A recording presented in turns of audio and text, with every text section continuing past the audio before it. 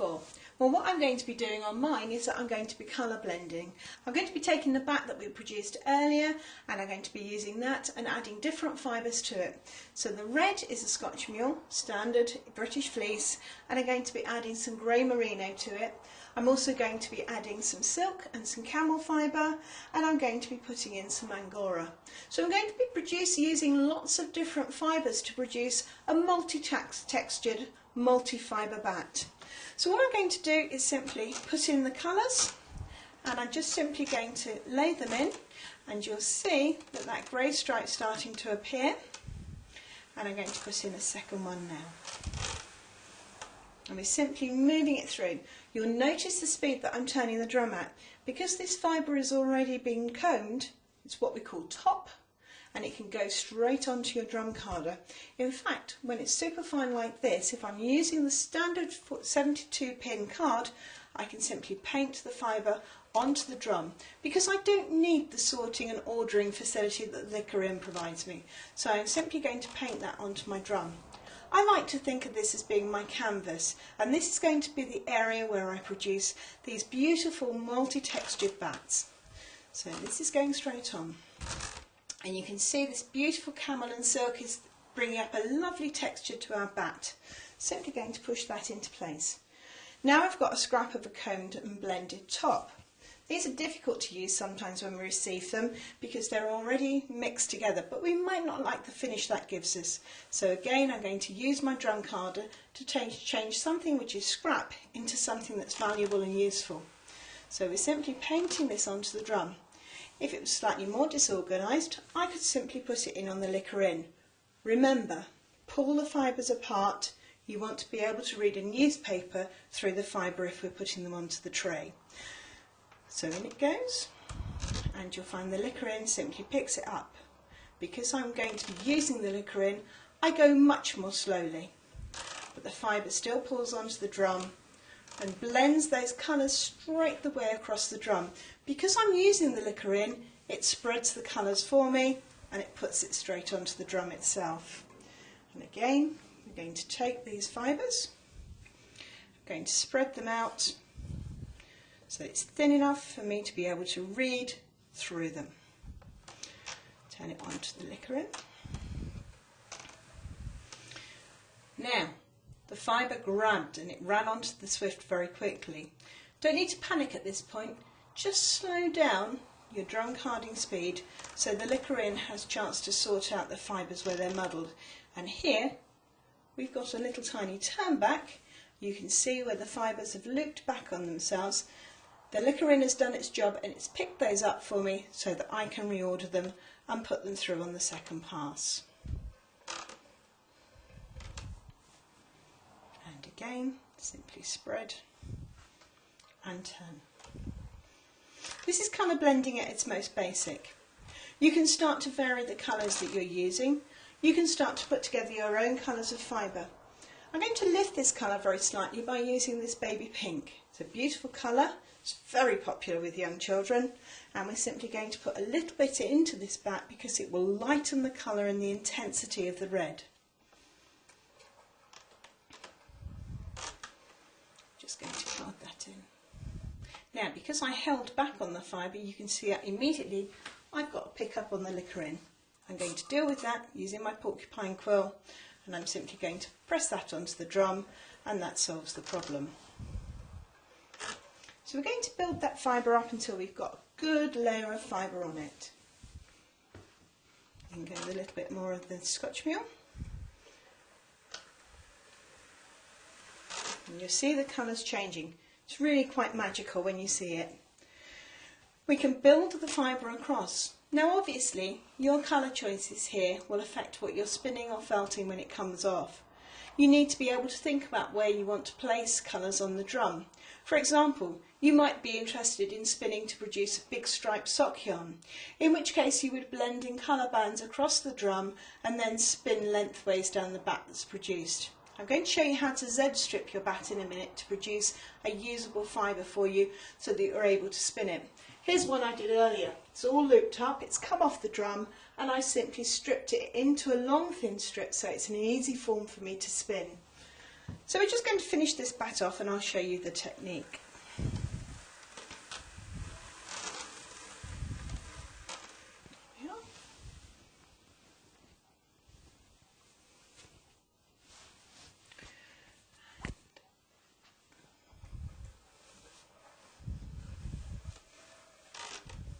Now there's a mistake.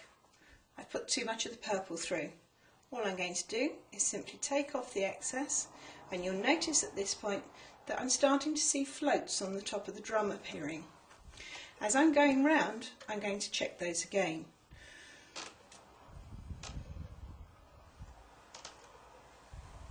When we start to get floats like that, that tells you that the drum is approaching full. So what we need to do is to push the fibre into the tines a little more tightly.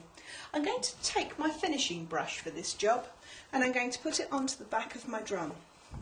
As I turn the handle, the finishing brush pushes the tines and the fibre much closer together so it's more tightly compacted and dense. I don't want to overdo that. I want fibre at the end of it that I can still spin, but I do want it to have as much as I can on the bat so that I don't have to do it so often. If I really start to pick up lots of deep floats on top of the surface, I sometimes use my cleaning brush, my secondary cleaning brush, and I apply it to the tines so that I push the fibre even further down. I do this when I'm producing a bat for felting so that I get a really good thick bat. When I'm happy with how much I've got on my cloth, and remember I don't need to fill the whole width of it, but as soon as I'm happy with the amount I've got on, I take the finishing brush off and I use my doffing pin to release the fibre. Once again we're going to slide down the pins. This is a much shorter stapled fibre, so this is going to lift off really cleanly and easily. So there's the split, we lift and we pull. Get the angle flying away. And I'm going to pull this down. So I'm going to use my porcupine quill simply to lift off the fibre, make sure it's coming off the drum carder cleanly. The more fibre I've got on, the easier this job is. The more compacted the fibre is, the faster it will come off the drum because I won't need to use the porcupine quill to pull it out. So what I'm going to do is take this round, and again we've got loops there. So we're going to move this out, move it round, and there we have it. I've left a little bit of fibre this time on the drum, but as I'm going to be making this bat again in a minute, I'm simply going to put that on the tray. When I have a look at this bat, you can see, as soon as I start to shake it out, you can see the surfaces have the purple on top, and then underneath you can see the colours starting to streak through. I'd like this bat to be better blended. What I'm going to do, because I've got clear layers in it, is that I'm going to roll it round and I'm simply going to pull, as we did before, pull out the staples and put it through the drum again.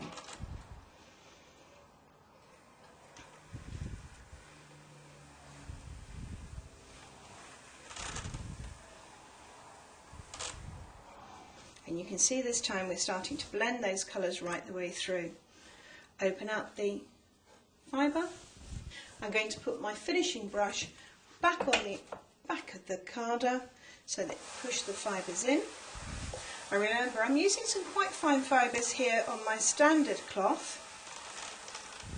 So I'm going to make sure it's got that extra capacity to stop the fine fibres from floating away. And again, we're going to put this on.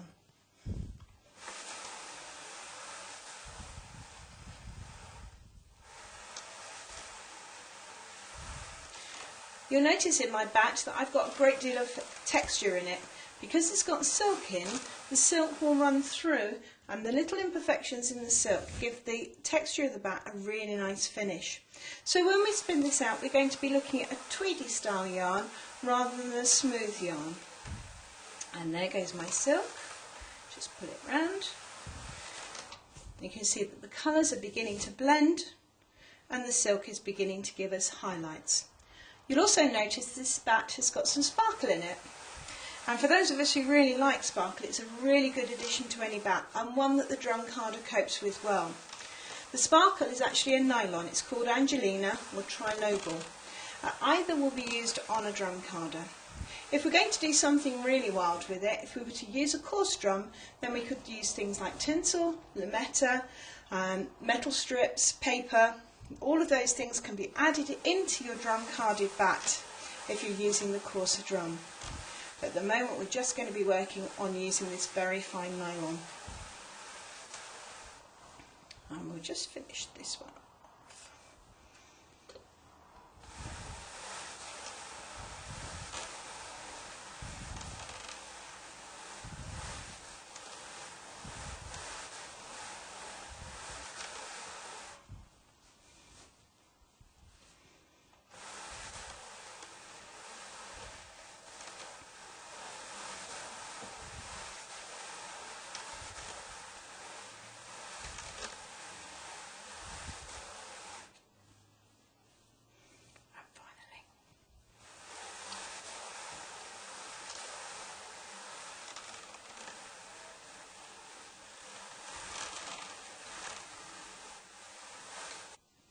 And there we have it, one completed bat. You'll notice that I've done this one quite quickly. That's because I want a textured spin. I want a little bit of crunch in the fibre. So I've taken this one through quite quickly.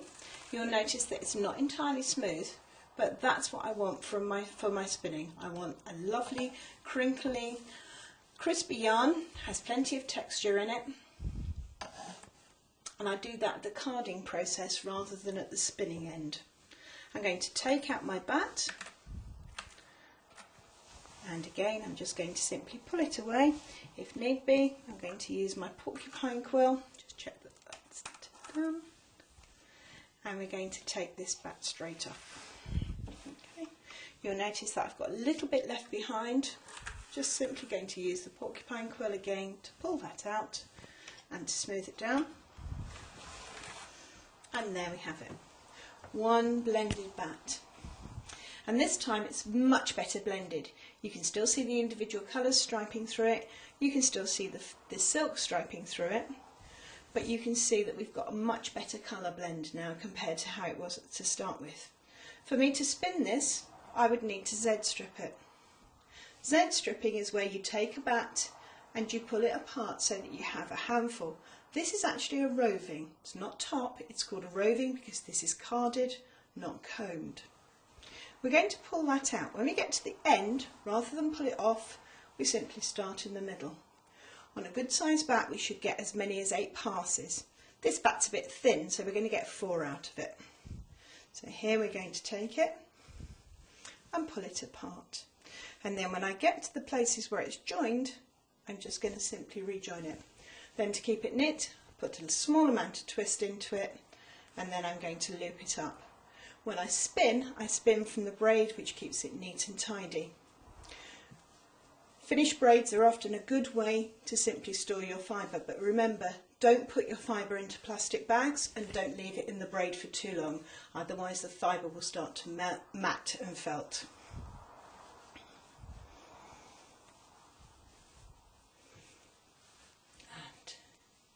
Braid and braid. Where we've got the ends, simply pull them apart and hold them together. And there we have it. One Z-stripped, finished colour blended braid. Obviously some of them are a little bit fatter than this, and obviously this one's not the most tidy, but eventually you'll get to be producing something that looks like this. And that's how we blend for colour on a drum card.